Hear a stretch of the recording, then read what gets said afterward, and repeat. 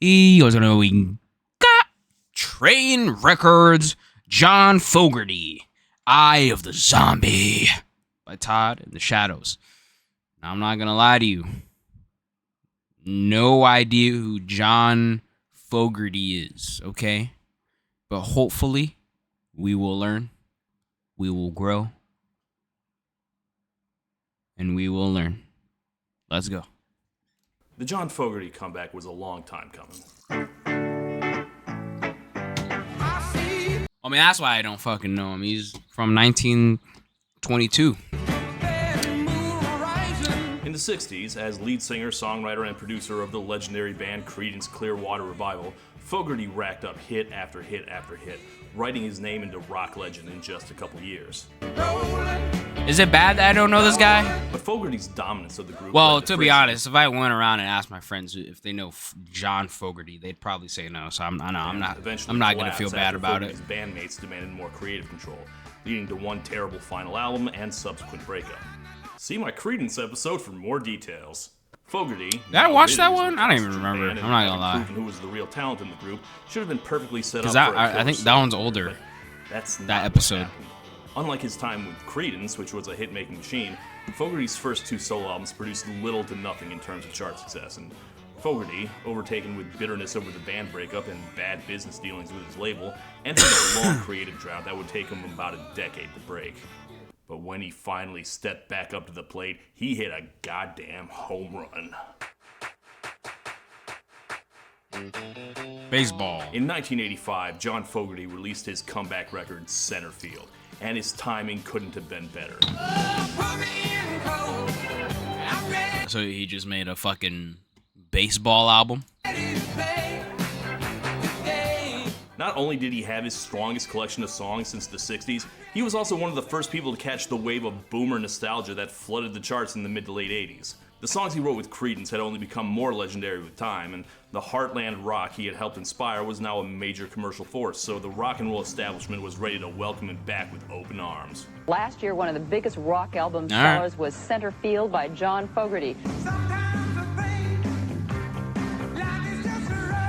And just like that, John Fogerty was walking among the giants again. In an era dominated by global superstars, there was good old plaid shirt and bandana John at number fucking one. What, like number one hit song? At number fucking one. What is this? Is this... It looks like Hot 100. No idea who this guy is. Maybe like artist chart? Oh, yeah, maybe artist chart, yeah. Okay. You'd think Fogerty would have been on top of the world, but success left him more miserable than ever. His never-happy marriage collapsed. Saul Zaentz, the former label head who owned all his Creedence songs, sued Fogerty for plagiarizing himself.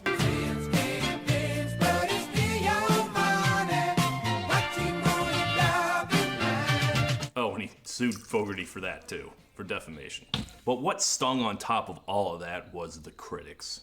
Not because he got bad reviews, his reviews were extremely good, but he just didn't like the way those reviewers talked about him, calling him a retro rocker, a nostalgic throwback. That's not how they talked about Springsteen or Mellencamp. The thing with me, if I was like a fucking hit maker, if I was like, I don't give a fuck, bro. I'm printing cash. No cap. I'm printing cash. I don't care what anybody's saying, okay? Unless like, I don't know, someone. No. I wouldn't care. I wouldn't care what they say. You know what I'm saying? Well, I mean, I would. I'm lying. I would definitely care. But not to a certain point where it would make me miserable. Unless like the hate is so much. Like there's like people outside my front door fucking telling me my music sucks. That probably wouldn't help with my self-esteem. To Tom Petty? No. How are you mad when you're getting... It seems like it wasn't bad reviews. You're mad because they're labeling you a certain way. I mean, I guess I can see why, you know, he would be mad about that. But like, I don't know. Harshest reviews of all came from his old bandmates in Creedence, who called Centerfield a stale retread of the songs they had made together back in the day. The last album was really painful for me because it sounded... The Old Man Down the Road sounded so much like Creedence that it was hard for me to get past that. Well, god damn it, John Fogerty wasn't gonna stand for that. Well, I intend to make another album before. He was gonna keep the train chugging with another album. Bro, what year right is out this, of the bro? gate. And this time it wouldn't be a bunch of 1940 looking songs about baseball or the 60s. No, John Fogerty was out to prove that he was as relevant to this modern era called the 1980s as anyone. Oh, 80s, and he would okay. make it with all the modern sounds and newest recording technology, and it would be about real, current issues that affect everybody every day. John Fogerty was going to make the defining social commentary record of 1986 with his fourth solo record, Eye of the Zombie.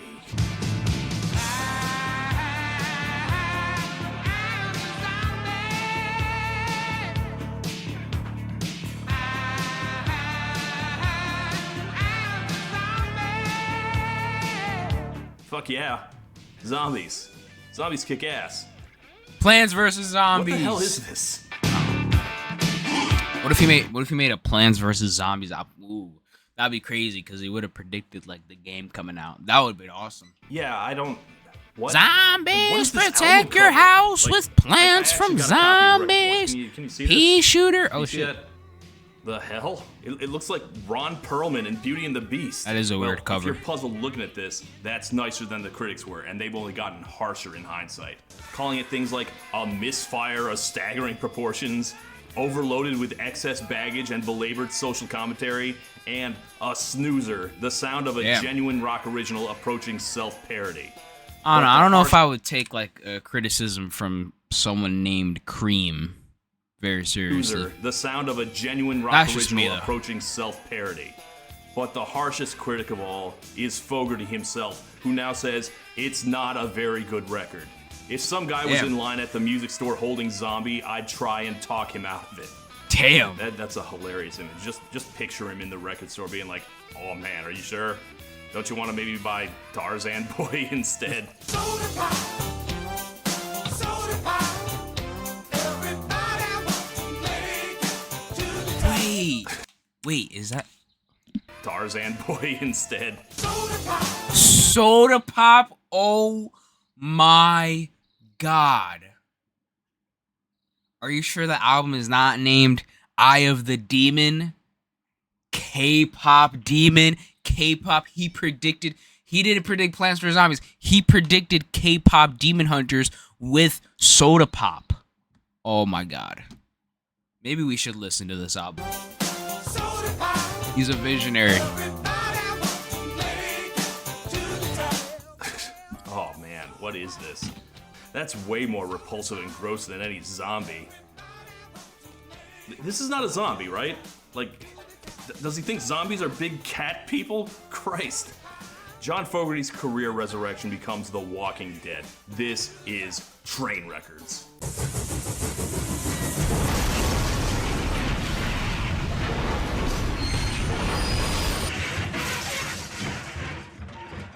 Fucking jump Those of you scare. who watched my Creedence episode of Train Records might think that was the lowest point of John Fogerty's career, but that is not true. The actual lowest point came in 1976 with the album Hoodoo.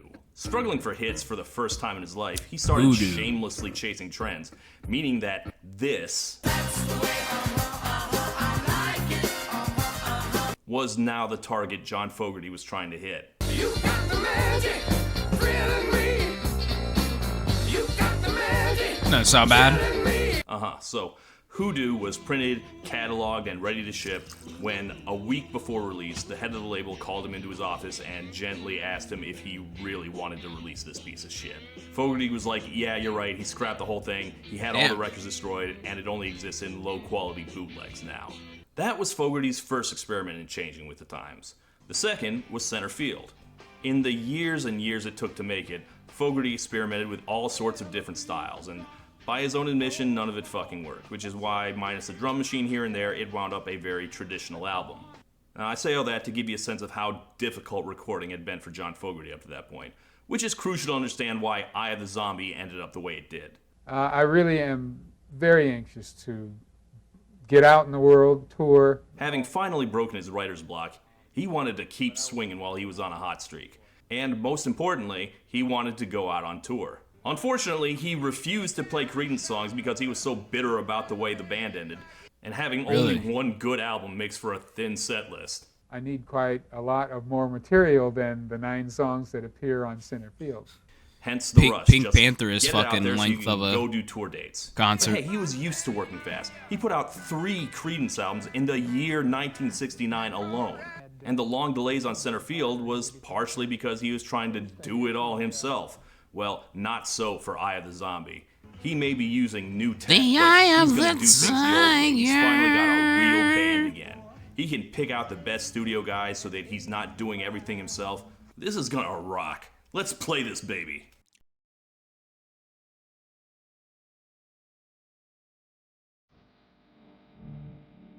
All right, I see. We're starting with that All right, then. build up.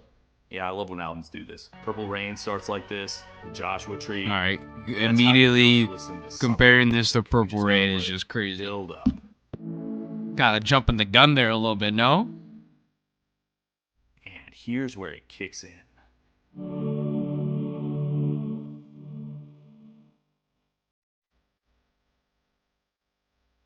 Guess I'll Okay, give it a little it's longer. a slow start. It's a slow start. And patience. Patient. Okay, we got some guitar. How fucking long is this intro? 3.5 minutes? Jesus. Let him cook. 30 seconds. 10 seconds left. 10 seconds. Let him cook. Five. 6. Okay, jeez. 4. Well, let's actually start the fucking album. All right, here we go. All right. Eye of the fucking Zombie. You know, like on the cover of the album. A zombie. Sure. Anyway, let's rock this shit. Shadows on the mountain, and the night begins to fall. Yep. Evil. Scary. The undead. Ladies and gentlemen, my first and probably last Trainwreckers Spectacular Edition. Didn't plan it that way, it's just how it rolled out.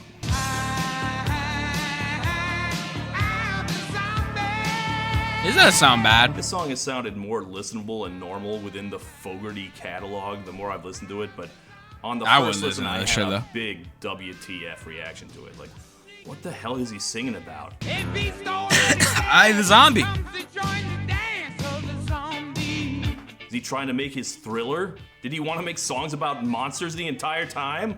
I want to know, have you ever seen a zombie?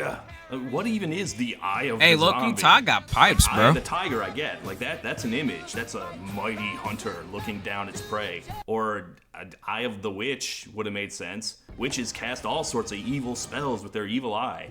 You know, the zombie's eyes are just, you know, kind of crusted over and hanging out of its socket. It doesn't do anything. It's just gross. Good I point. guess he could have meant voodoo zombies. Those have creepy eyes. But he keeps saying they're dead. You can't kill a dead man. Voodoo zombies aren't dead. They're still alive. I might have put up with this kind of amateur mistake some other time, but not during the high holidays. Okay, gonna stop being stupid on purpose here. This is not actually a song about zombies.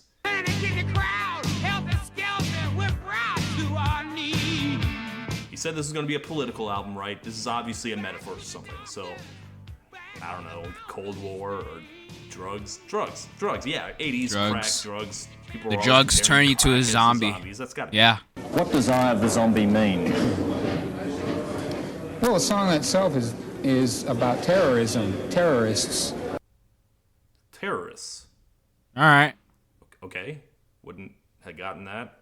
We also have, certainly in America, this other phenomenon of individuals who, for what reason, one reason or another, they just give up. They become dead. Okay, yeah, terrorists. Zombies are terrorists. The most famous zombie song of all time. It's also about terrorism. And that's clearly the layered metaphor that Jeff Dunham was going for with Ahmed the Dead Terrorist. I kill you. Yeah, fucking idiot. So yeah, it makes sense. The terror is at hand, and there's nothing you can do. Terrorism, terror, what's more terrifying than zombies? It works, I guess. I mean, it didn't work since this song fucking bricked on the charts. I don't know, I don't think terrorism was really on people's minds in the 80s. That's more like a 70s thing, or 90s, or every decade after that. But except for like a couple hot spots like Ireland, it wasn't really a huge thing in the zeitgeist in 1986. But that's not really the problem. I mean, he really wanted to the problem is the song is put out a fucking message goofy. about it. It sounds like a joke. I mean, he updated his sound all right. He's got the cartoony processed guitars of ZZ Top. It works for them because they're real-life cartoon characters. It's such a silly sound.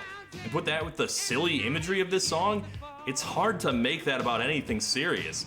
It's like if Warren Zevon wrote Werewolves of London and told you it was a metaphor for racism. From out of nowhere, he's there, flashing hideous teeth.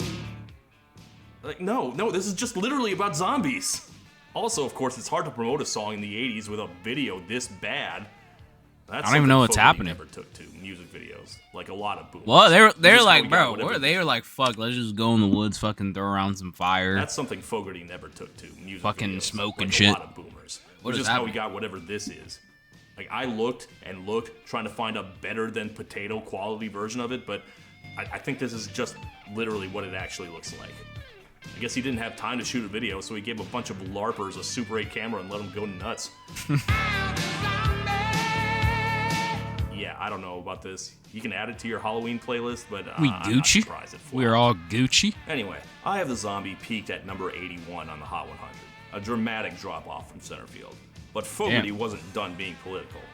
If the problem with Eye of the Zombie was that it was too abstract, the next single would be a lot more directly about the day's headlines. Let's do it. It was called Headlines.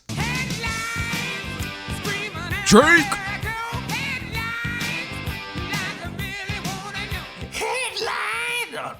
All right, dial it back, Benson Boone. Jeez.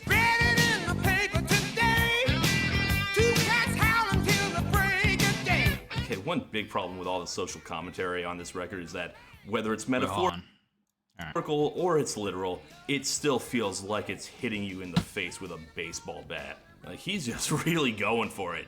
You know, it's funny, I also feel this at least most of the time, so I should be able to relate, but I just generationally have a lack of sympathy here. But, because I'm sorry, the 80s were boring. They were fucking boring. I know, No, right? The 80s, name something that happened in 1985. Do it. I Do it can right tell now. you what Not like happened a in TV show fucking or something like Pop Culture, 2008. but an actual news event. Name Oh, it. wait, no, What I were the could tell big you. Never mind, I just lied to you. that everyone was talking about at the end of the year? Like, the reason 80s nostalgia is everywhere now That was is a the really same reason bad 50s example. nostalgia existed in the 70s. Because people missed when things were comparatively boring. Oh, and shut up, Gen Xers. Like, oh, there was a big scary war we thought was going to happen, but it didn't. Pfft, headlines.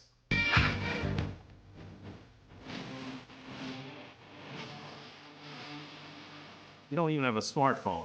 No sympathy, sorry. Or even if this was written now, when the news is bad all the time, this isn't a song about how world events impact everyone's lives. It's just about watching too much TV. There's no time where that would make a good song. Like, I don't know what to tell you. Touch grass? After this, we get a song called Knocking on Your Door.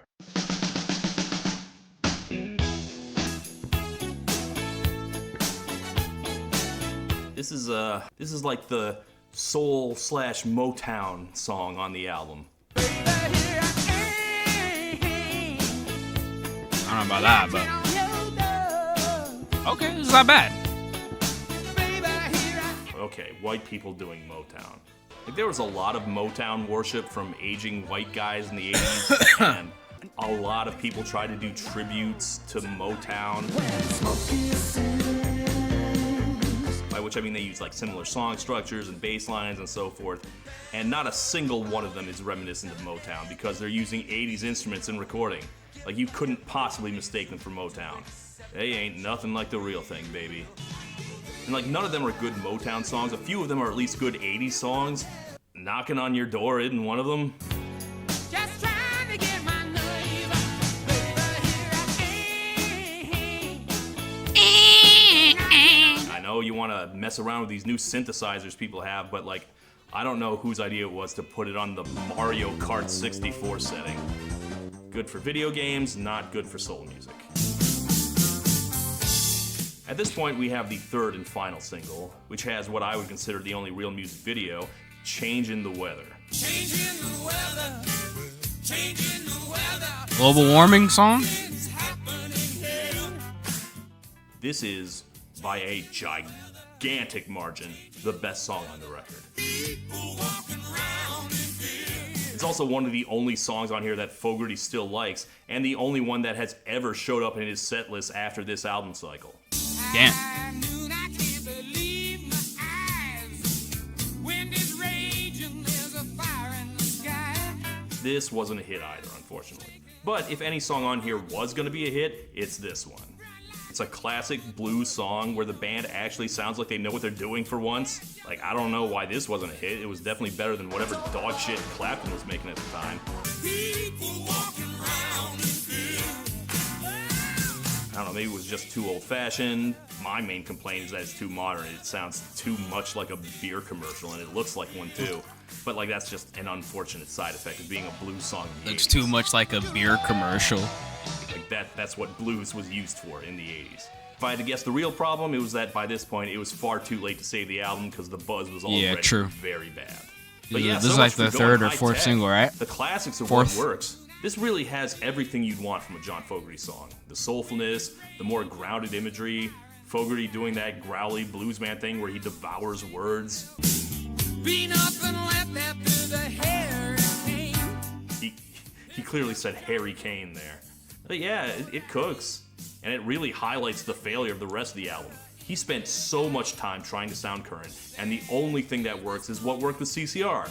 Making metaphorical songs of dread about incoming bad weather. Storm warning and it looks like rain. Yep, looks like rain. Have you ever seen the rain coming down on a bad moon rising? God, we'll stop the rain as we run through the jungle. This is what the album is missing so far. And I hope you enjoyed it, because we're not seeing that ever again. At this point, we have another political song, Violence Oh, is the last one Golden. wasn't political? And this one's about arms dealers. I don't know. I feel like Presumably the selling last guns, one all would those- kind of talk about the weather. I feel like that one would kind of be like a slam dunk for like a global. Global warming wasn't a thing back then, was it? I don't. zombie terrorists. And Nah, Fogerty I said don't he had been kicking this one around since the 60s, so yeah, bring back some of that good counterculture energy. Fucking tear them apart, John.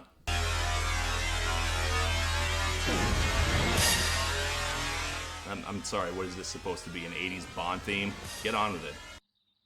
55. Right, there we go, I guess. All right.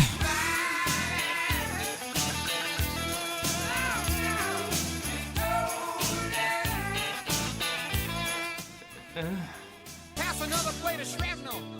Sprinkle it with TNT.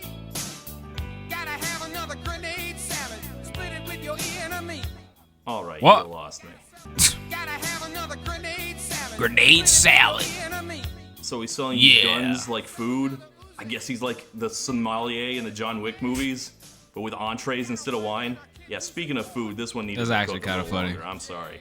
Grenade salad? I guess this one's at least timely. Apparently, Iran-Contra started breaking right after the album got released, and Fogerty points to that as a reason why this was like a super relevant song.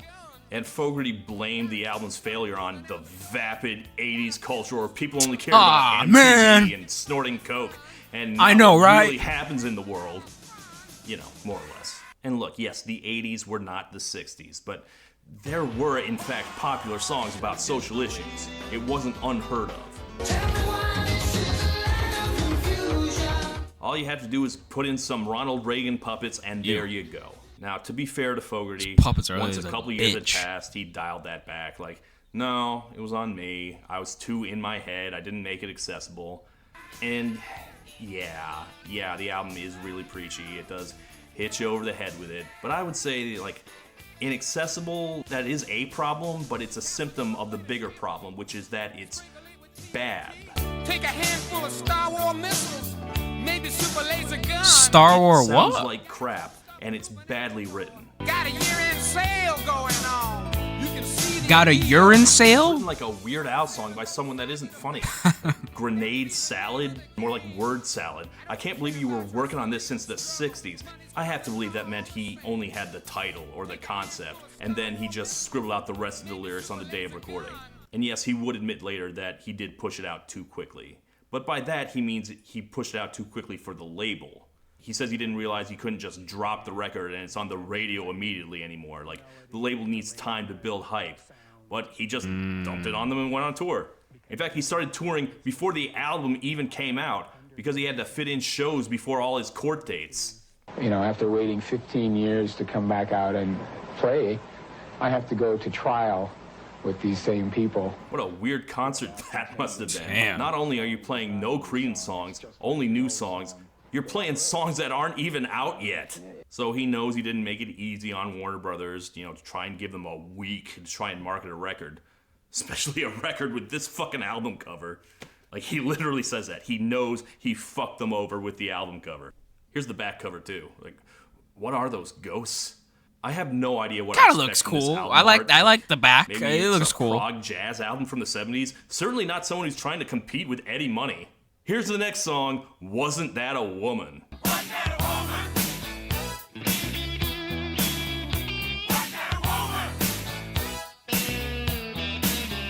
Fogerty has never written a lot of songs about women. He says he thinks that kind of thing is lame.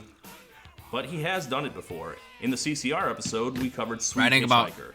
Writing songs about women is lame? What? Wasn't That a Woman came out at a time that his marriage was falling apart, this time for good. So Fogerty was living life as a newly divorced, middle-aged rock star, which he understandably describes now as a pretty embarrassing time in his life. Hitting on waitresses, drinking too much, just general sad midlife crisis shit. I kind of imagine that's where this song comes from too. Like, if he was drunk in the studio, that would explain why it sounds like this.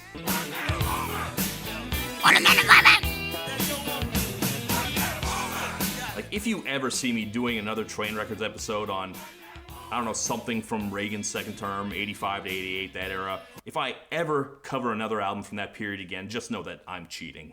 I'm basically cheating. It's John Fogerty's bad luck that he tried to get with the times at the worst possible time.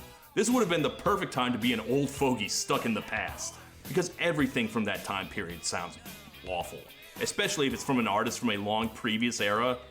Like, yes, you can think of classic rockers who adapted to the digital age well, but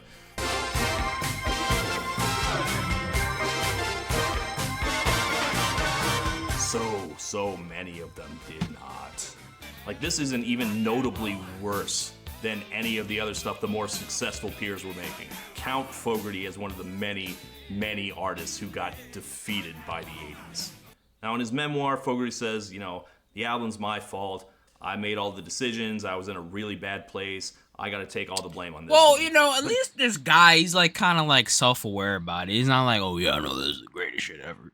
You know, at least he's self-aware. And he just completely throws his band under the bus. He's like, yeah, it's on me because I picked this shitty band. Oh. I'm not angry at you. Maybe not. I'm angry at myself for believing that you wouldn't disappoint me. Like, he just has nothing good to say about any of them. He's like, well, I brought in the hottest session guys in LA because I was told that these guys can play anything, and they just couldn't. They were overpaid studio hacks who could only play one way. Okay, well, who are they then? Here is the band. On keyboards, Alan Pasqua, best known for such songs as I'll See You in My Dreams by Giant.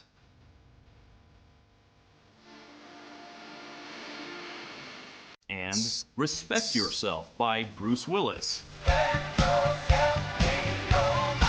On bass, the Neil worst Steubenhouse, resume, I guess. best known for such songs as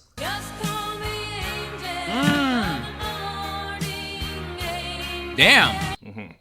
And on drums, John Robinson, best known for such songs as Shit. I don't know. It's like it's kind of like me in a fucking Valorant ranked game. I have like 6 kills and like all my other teammates are double digits, but I'm still blaming my teammates. Yeah, maybe these were not the right guys for this project. That said, they are in fact some of the most accomplished men in their field. That's like what I'm saying. Drummer They had played on some Michael hits, Jackson's no cap. Off the Wall.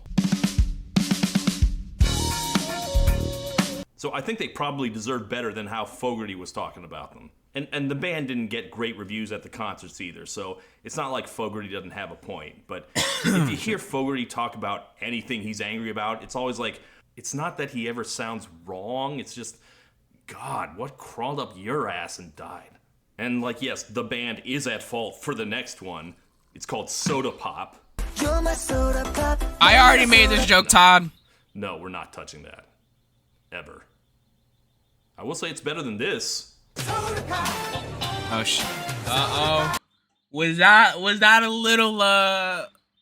little preview to the worst list we're getting? Hold up. Todd is like Soda Pop. Really? That's I feel like there's worse songs. Yeah, there is worse songs. I would say I'm taking Soda Pop over Golden, bro. I'm taking Soda Pop over Golden, How It's Done. And that's really it. I think all the other Takedown. I need to listen to I haven't listened to Takedown in a while. Damn, okay, I get Soda Pop on the worst list. Look out, brothers. It's coming.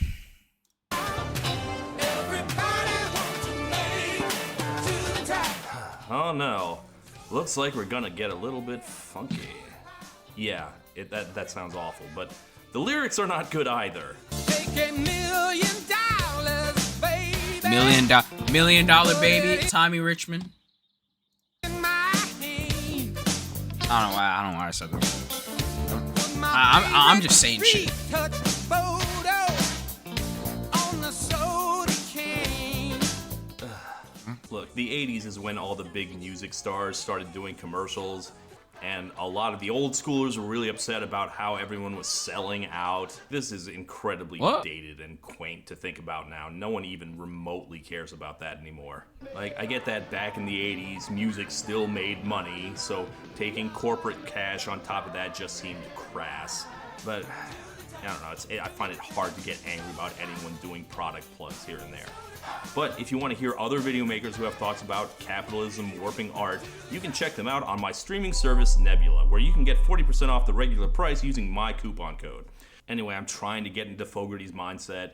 You know, he's trying to make fun of these greedy sellout artists, but like it's difficult. If I had to describe this album in one word, I guess it would be cranky. Like, it's a cranky old man getting angry about headlines and commercials. It's rough. No one wants to be around that guy. Ain't singing for Pepsi. The funny thing is Well, that to fellow be fair, I cranky would be old fine man- with the song "Who Complains About How Many Commercials Are on TV Nowadays." Well, at least on Cartoon Network, bro. I was a Cartoon Network kid. If you weren't a Cartoon Network kid, you were either a Nickelodeon kid or a Disney kid. And this is what I think. You know, if you watch Cartoon Network, you're a man. You're a real man. Okay, if you were a man and you watch cartoon, you're a man. Testosterone, fucking muscles bulging. Nickelodeon, okay. I mean, you're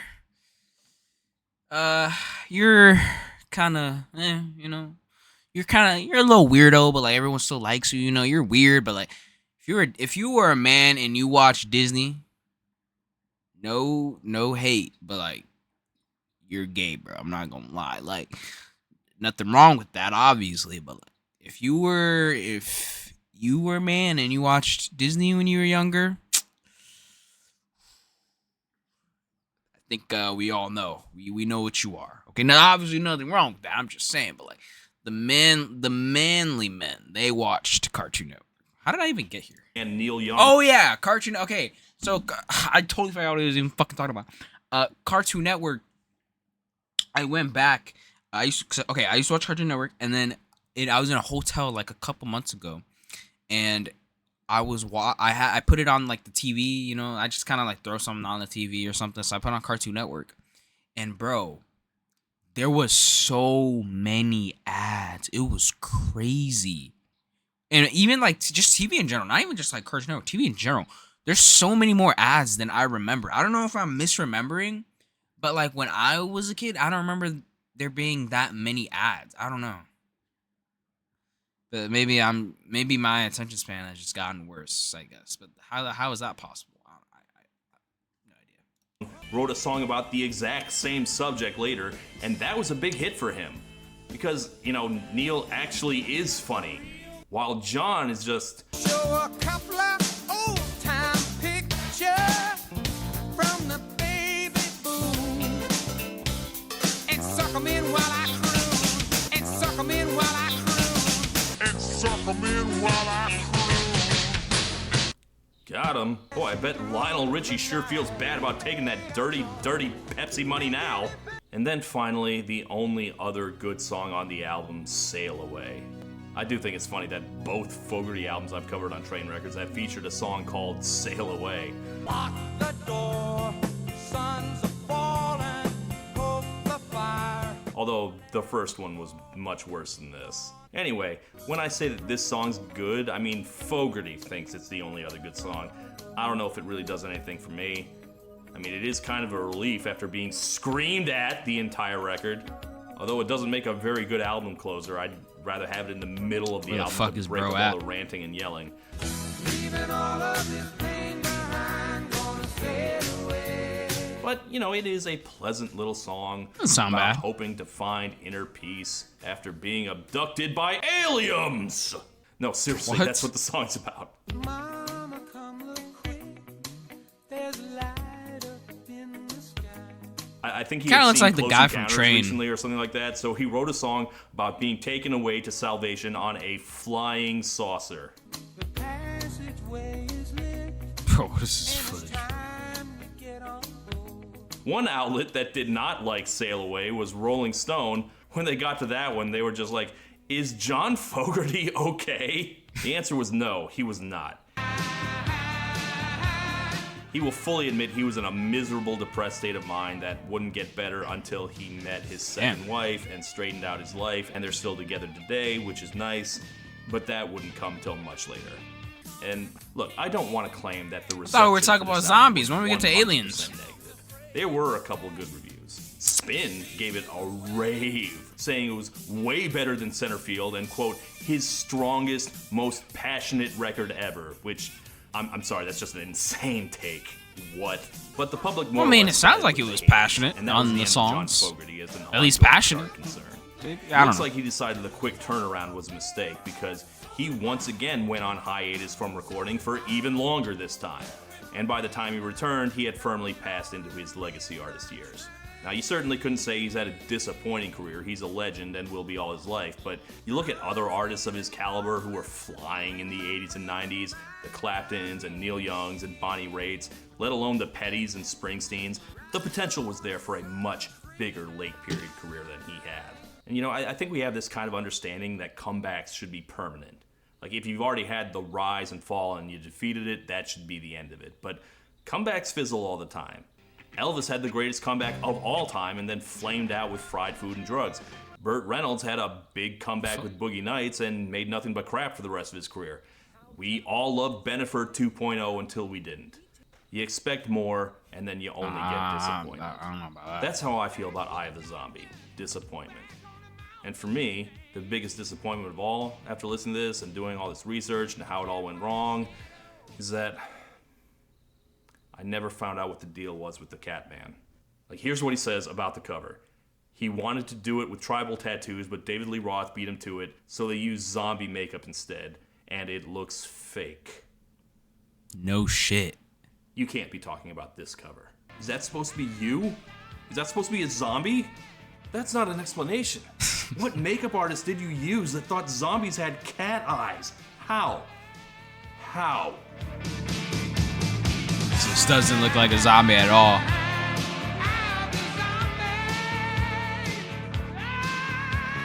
Oh, whoa, whoa. I thought he was running Look, towards that me. wasn't a good album. But I wanted to send you out on something at least halfway decent to watch, so let me introduce you to Amy. Not my dog, Amy. This Amy. Amy, introduce yourself. Not this shit again, Hi, bro. I'm Amy, and I'm afraid of shadows. But Todd is the exception. I feel like there's a pretty good chance that you like music, like many of us here on the TV screen. She got Well, hey, nice you teeth. should come over and join my dream house, where we'll have special musical guest performances with my lovely friends. Yeah, that's f***ing right. I got friends. My microwave, my TV, my cinder block, and my snake. And they're very cool, and they like me a lot, and they talk to me all day long. So.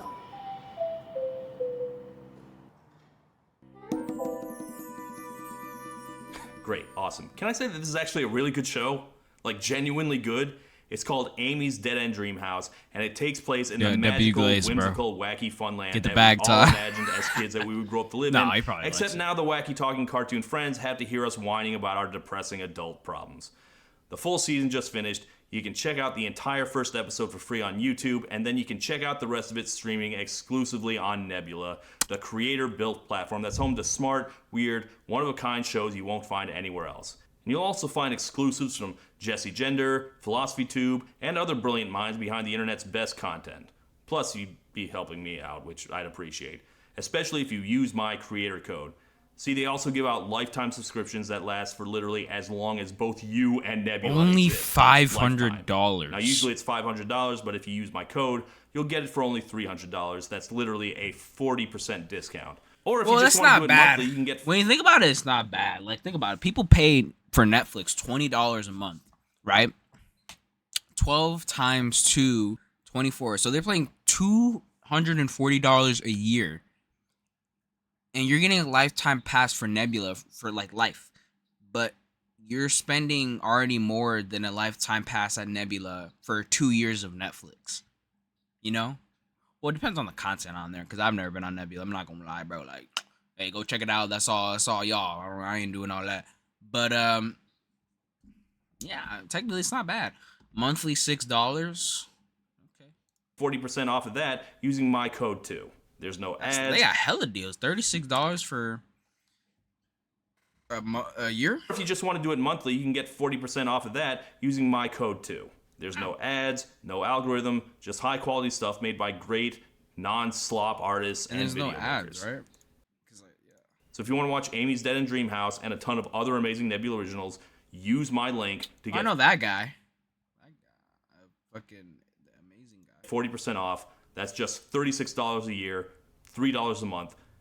Click the link, scan the QR code, and start watching now. Thank you and good night.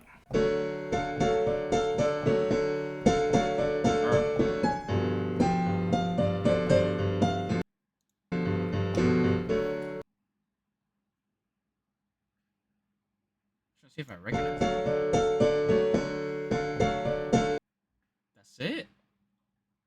What the fudge? Alright, guys. Well, pretty good episode, you know. John Fogerty seems like a interesting dude. Kind of trash, low key. That one song was okay though. Actually, I didn't hate any of the songs. I'm not gonna lie, except maybe like one, maybe the zombies. I didn't like the zombie one. But the Sail Away one, that didn't sound bad, and the other ones, they didn't sound terrible, right? I guess. Alright, guys, well, go subscribe to Shadow. Subscribe to me, like the video.